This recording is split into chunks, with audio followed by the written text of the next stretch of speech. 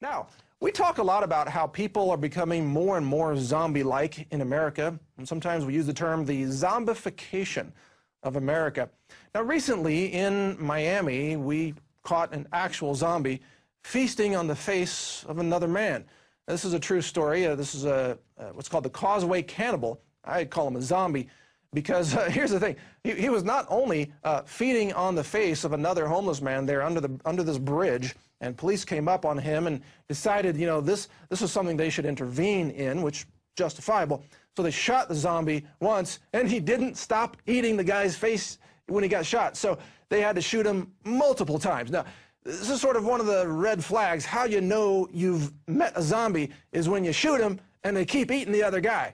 Probably a zombie. So the cops kept shooting the guy. You know, it's insane. But then they blame the bath salts. Now, bath salts is a street name for a whole class of so-called designer drugs. They're not actually bath salts. Bath salts are perfectly safe. It turns out these designer drugs, if you inject them, they can, of course, be extremely toxic. But here's the thing that they don't tell you. The active chemical in this specific designer drug is really the same as the chemical that's found in things like chocolate. But when you eat chocolate, it goes through digestion, and there are inhibitors of that chemical that prevent it from taking over your brain. But this designer street drug was specifically formulated with not only a high concentration of that chemical, but also with inhibitors to make sure that the drug wouldn't be broken down so it could be delivered right into your brain with very high concentrations. And then, well, that makes you go crazy. But of course, you got to also wonder, what's the effect of all the fluoride, all the vaccines, all the television programming, all the radiation from cell phones and other broadcasters, other electronic communications and electromagnetic pollution? What is the impact of all of that?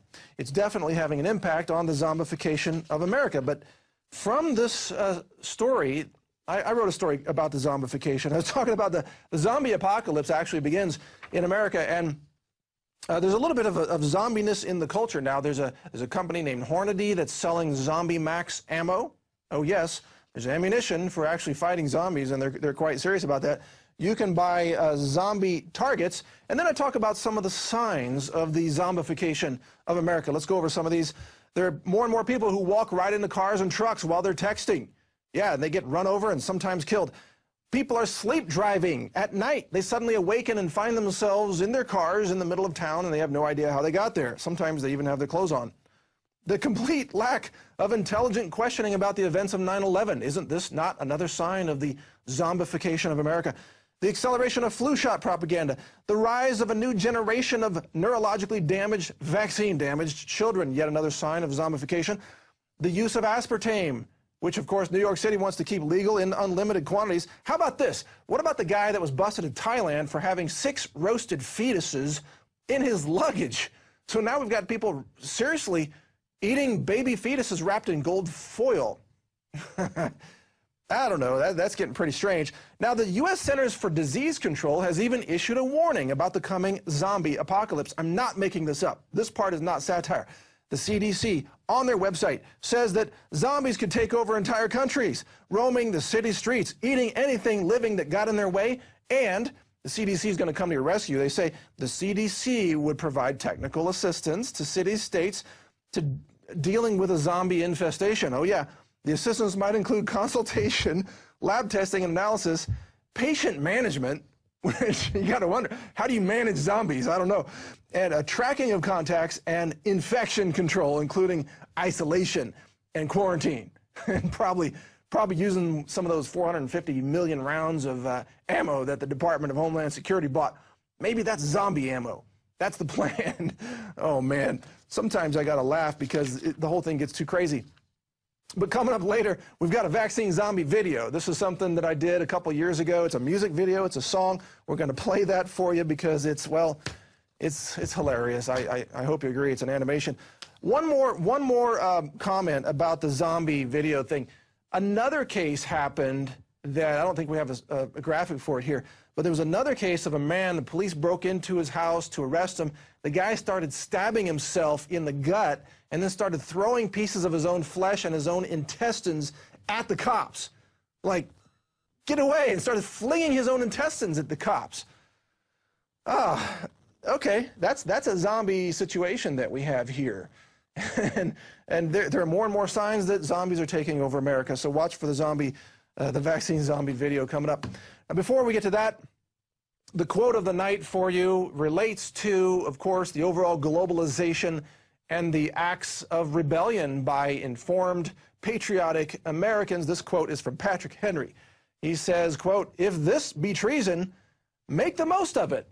And by that, he means that if just by questioning the British Army, if we've already made ourselves enemies of the state, let's go all the way, he says. Let's go ahead and have the revolution. Let's go ahead and take back our country. We're already going to be killed as criminals of the state, so make the most of it. That's what his quote really means, or at least that's my interpretation of his quote in history. Now we got the vaccine zombie video coming up, and then also, first, let's talk about how you can help support the broadcast. PlanetInfowars.com is now up and running. It's a very fantastic, powerful, super awesome social media website. You can post information there. Something like 20,000 members are already posting there. I'm setting up an account there also. It'll be called Health Ranger. And if any of you take my name, I'm going to ask for it to be replaced. I'm sorry. I want to have the Health Ranger name on there so that nobody can impersonate me. You know, some PSYOP, COINTEL thing. If you see Health Ranger on there, that's me, and I'm going to start posting some things and participating and helping to support PlanetInfowars.com. Also, please consider becoming a member of PrisonPlanet.tv, where you can, of course, tune into all the incredible Infowars nightly news, all the other information, the feature films, and exclusive video reports, other things, just an incredible amount of information. That's at PrisonPlanet.tv. And yes, I'm a member there and have been for quite some time.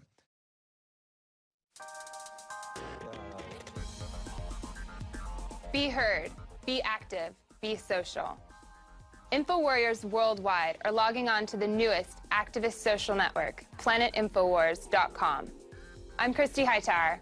This week on Planet Infowars, follow Alex Jones in the official Bilderberg 2012 InfoWarriors official site. You can watch up-to-the-minute news, information, and live streams, all covering the globalist clandestine convention going on this week in Chantilly, Virginia. Create your own sites of activists and information on PlanetInfowars.com.